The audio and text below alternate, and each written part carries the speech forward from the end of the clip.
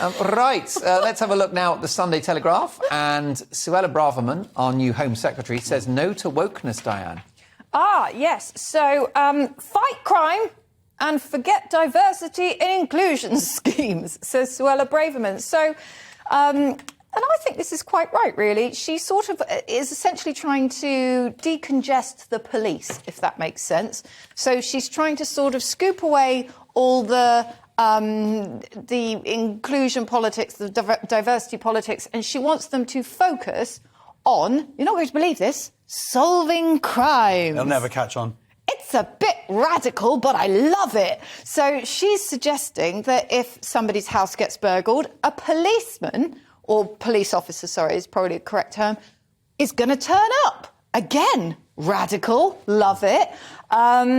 You see, obviously there's a big issue with the police. There's zero trust in them because of the amount of incompetence, the amount of scandals, the amount of bad behaviour that members of the force have exhibited. And yes, you can say, oh, but it's a small proportion. They're tiny little rotten apples. But there's so many rotten apples. What the hell got into the orchard? So it's fair enough that they're like...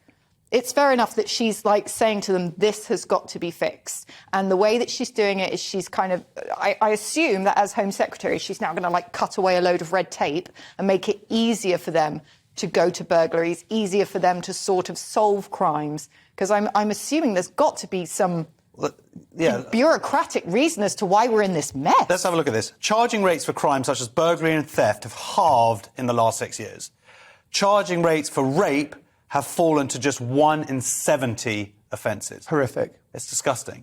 And then you see 10 police trying to arrest someone because they put a picture up on Twitter. Or you see police dancing the Macarena, whatever. You're like, what are you doing? That is not your job.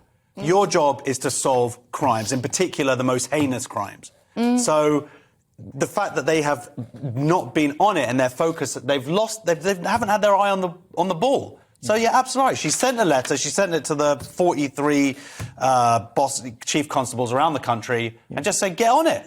Sort it out. Yeah, too right. The police exist to make the world a safer place, not a better place. Their job is not like to transform society, is it? No, and that is a very interesting delineation that you've just identified there. Yeah, a safer place, not a better place. Instead of like telling us what we should be thinking and what is appropriate for us to be thinking, like literally, I think they went round to somebody's house and said, we're just checking you're thinking appropriately. What? Well, yeah, there was this, wasn't it, the ex-military guy who sent out a tweet, and, you know, might have been a bit offensive. I think it was actually ex-police. He was an ex-police constable. And he tweeted out a satirical version of the pride flag, which made it mocked it up as... I mean, look, it wasn't nice. It was a Nazi... Offence. Yeah, it was offensive. The swastika. Yeah. Deeply offensive. But arrestable offence? No, I mean, it doesn't need 10 policemen going around to sort it out either. Like, what else could they have been getting on with? Yeah, they could have been going to burglaries.